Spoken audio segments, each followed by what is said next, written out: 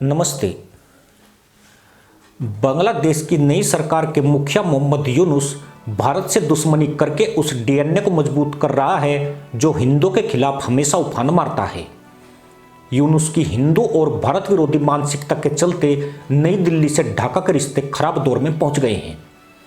बांग्लादेश में शेख हसीना के तख्तापलट के बाद यूनुस की अंतरिम सरकार ने भारत से अपना बैर हर फैसले में जाहिर किया है।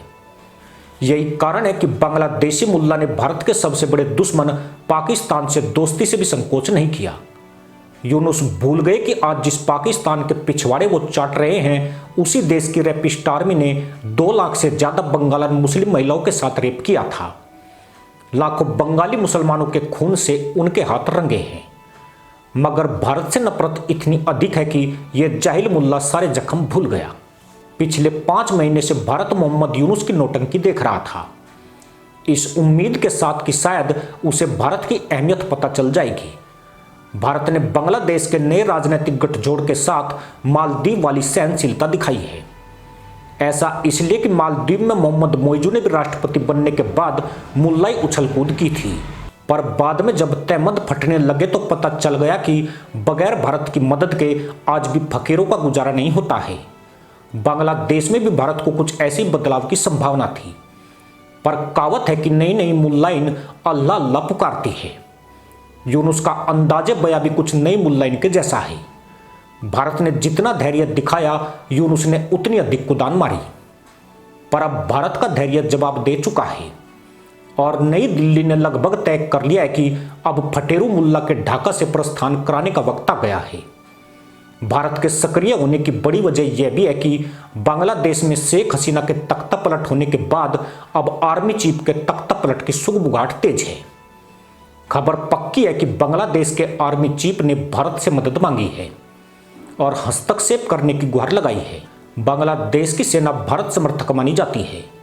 वर्तमान सेना प्रमुख वकार उज्जमान शेख हसीना के रिश्तेदार और भारत के समर्थक हैं, लेकिन सेना में मौजूद कट्टरपंथी अफसर भारत समर्थक आर्मी चीफ को हटाकर सेना की बागडोर संभालने की तैयारियों में जुटे हैं।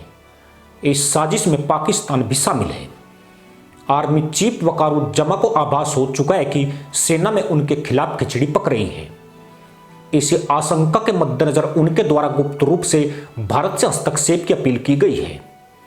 बताया जा रहा है कि भारत ने बांग्लादेश के मामले में रणनीति बनाई है, यानी अब बांग्लादेश में बड़ा नहीं कुछ बहुत बड़ा होने वाला है।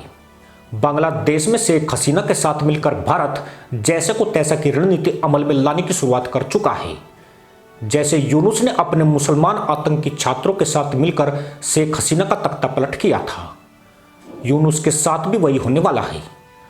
दुनिया के 3 देशों में भारत की खुफिया एजेंसियों का नेटवर्क सबसे ज्यादा मजबूत और गहरा है। ये तीनों ही देश भारत के पड़ोसी हैं, जिनमें नेपाल, पाकिस्तान और बांग्लादेश भी शामिल है। यहां कोई हल्के से भी छींक मारता है तो उसकी खबर भी भारत को लग जाती है। इन देशों में भारत के सबसे अधिक मिशन सक्रिय हैं। इसका प्रमुख कारण यही है कि कोई भी देश अपने पड़ोसियों की गतिविधियों पर सबसे ज्यादा नजर रखता है। किसी भी देश को खतरे की संभावना पड़ोस से ही अधिक होती है। बांग्लादेश में भारत के खिलाफ कैसी साजिशें हो रही है, भारत इसको लेकर लापरवाह नहीं है। हर घटनाक्रम पर उसकी कड़ी नजर है। ऐसे में सेना प्रमुख के तख्तापलट की आहट ने भारत के कान खड़े कर दिए हैं, यानी अब पानी सिर के ऊपर जा रहा है, जो भारत की जियोपॉलिटिक्स के लिहाज से बेहद खतरनाक है। वकारुज्जमा की सेना प्रमुख की पोजीशन बचाने के लिए भारत ने हर एक्शन के इस्तेमाल की झंडी दे दी है, जिससे बांग्लादेश में परिस्थितियां सुधर सके और वहां भारत विरोधी तत्वों को हावी होने से रोका जा सके। आपको बता दें कि बांग्लादेश में 5 जून को हाई कोर्ट ने जॉब में 30% कोटा सिस्टम लागू किया था। इसके बाद से ही ढाका में यूनिवर्सिटी के छात्र प्रोटेस्ट कर रहे थे। यह आरक्षण स्वतंत्रता सेनानियों के परिवारों को दिया जा रहा था। यह आरक्षण खत्म कर दिया गया तो छात्रों ने प्रधानमंत्री शेख हसीना के इस्तीफे की मांग शुरू कर दी। देखते ही देखते बड़ी संख्या में छात्र और आम लोग प्रधानमंत्री और उनकी सरकार के खिलाफ सड़क पर उतर आए। इस प्रोटेस्ट के 2 महीने बाद 5 अगस्त को शेख हसीना ने प्रधानमंत्री पद से इस्तीफा दे दिया और बांग्लादेश छोड़कर भारत आ गई। इसके बाद सेना ने देश की कमान संभाल ली, लेकिन 5 महीने गुजर जाने के बाद बांग्लादेश की स्थिति बद से बदतर हो गई है। अंतरिम सरकार के रूप में मोहम्मद यूनुस कोई करिश्मा नहीं कर पाए। उनका पूरा ध्यान भारत को चिढ़ाने और पाकिस्तान से दोस्ती करने में लगा हुआ है। देश में हिंसा अपने चरम पर है, महंगाई रिकॉर्ड तोड़ने लगी है। जिस रोजगार को लेकर मुल्ला छात्रों ने मदरसे की दीवारें लांगी थी, वो पहले की तुलना में और कम हो गए हैं। देश में बेरोजगारी बढ़ती जा रही है। इसी मुद्दे पर शेख हसीना की सरकार गिरी थी और अब यूनुस सरकार भी इसी मुद्दे की भेंट चढ़ने वाली है। मतलब बांग्लादेश में जैसे को तैसा का पुराना खतरनाक खेल एक बार फिर शुरू हो रहा है। इसका सखनाद भी 1 फरवरी को होने वाला है, जब बांग्लादेश में एक बड़ा आंदोलन आकार लेगा। दरअसल शेख हसीना की पार्टी अवामी लीग ने देश भर में विरोध प्रदर्शन, हड़ताल और नाकेबंदी का ऐलान कर दिया है।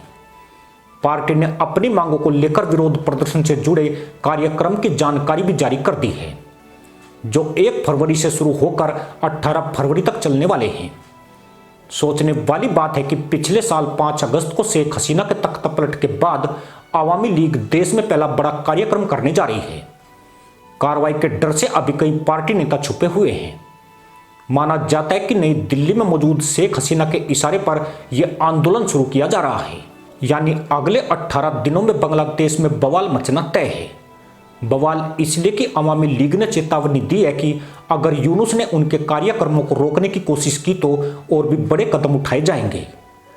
अवामी लीग के इस नए एक्शन से मोहम्मद यूनुस सरकार के हाथ पांव फूल गए हैं। ढाका को संदेह है कि बांग्लादेश में नए डेवलपमेंट के पीछे भारत भूमिका निभा रहा है। बिना भारत की सह के अवामी लीग इतना दुस्साहस नहीं कर सकती है। शेख हसीना नई दिल्ली में मौजूद है और वह वहीं से ढाका में उथल पुथल की योजना बना रही है। अब देखना होगा कि क्या मोहम्मद यूनुस शेख हसीना के तख्ता पलट का अंजाम भुगतेंगे या पहले ही देश से तहमंद टोपी समेट कर भाग जाएंगे। इसी के साथ अनुमति दोस्तों, जय हिंद, वंदे मातरम।